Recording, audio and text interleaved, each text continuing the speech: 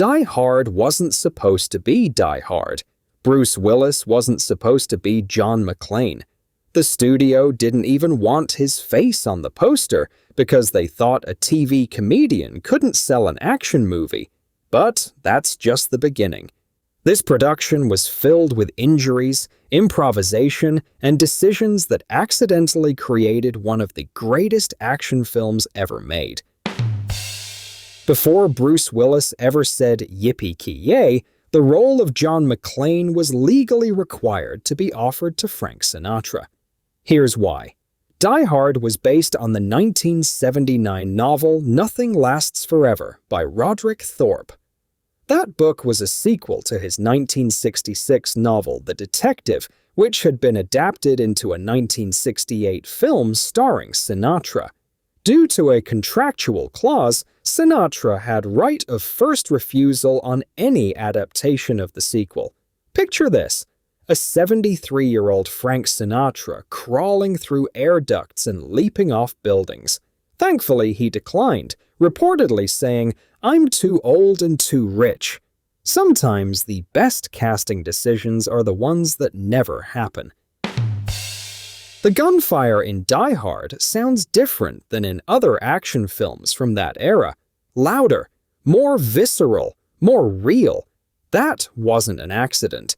Director John McTiernan wanted maximum authenticity, so weapons specialist Mike Papak hand-fabricated custom blanks that were significantly more powerful than standard movie blanks. During an unspecified accident involving these extremely loud blanks, Willis lost 2/3 of his hearing in his left ear. He's talked about it in interviews, explaining that he now has a tendency to say "what" a lot. It's the kind of commitment that you don't see much anymore. One of Die Hard's most excruciating moments is when McClane has to run across broken glass in his bare feet. You can practically feel every step. Except Bruce Willis wasn't actually barefoot. For that scene, Willis wore specially designed silicone boots molded precisely from his own feet. They had hard rubber soles but looked like skin. The makeup team worked to blend them perfectly with Willis's legs so they'd be invisible on camera. The boots protected him while still allowing the visceral impact of watching a man walk across broken glass. The most iconic shot in Die Hard is Hans Gruber falling from Nakatomi Plaza. That look of absolute terror on Alan Rickman's face, completely real. Director John McTiernan convinced Rickman to perform the stunt himself. The plan was to drop him on the count of 3. They dropped him on 1. Rickman had no warning. The look of shock and fear in that shot is genuine because he was literally falling when he didn't expect to be falling. But Rickman's commitment went even further.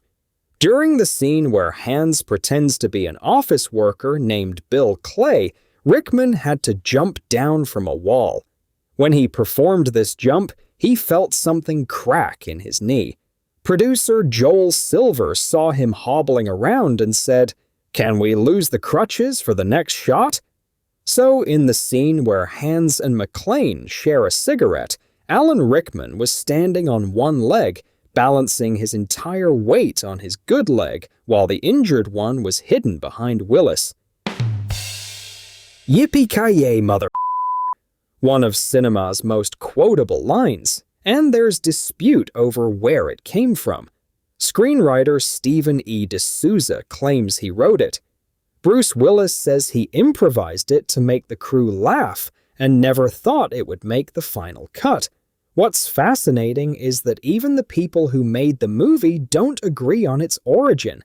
It's so iconic that it's become the franchise's catchphrase, repeated in every sequel. 2 weeks before release, Fox made a shocking decision. They wouldn't put Bruce Willis's face on the poster. Despite paying him to star in the film, the marketing department didn't think a TV comedy actor could sell an action movie. They made the building the star instead, featuring Nakatomi Plaza engulfed in flames with tiny silhouettes. The poster simply read "Die Hard," with the tagline about 40 stories of sheer adventure. It was an unprecedented move, hiding your lead actor because you didn't trust his box office appeal. 2 weeks after the massively successful opening weekend, Fox quietly released new posters featuring Willis's face prominently. The studio's lack of faith in their own star became one of Hollywood's most memorable marketing mistakes. Die Hard was a complete gamble. A TV comedian in his first action role. A villain whose real fear and physical pain were captured on camera. Every decision seemed like it could go horribly wrong, and somehow all that chaos created something that redefined action cinema. Over $140 million at the box office from a $28 million budget. Sometimes the craziest productions create the most memorable films. Welcome to the party, pal.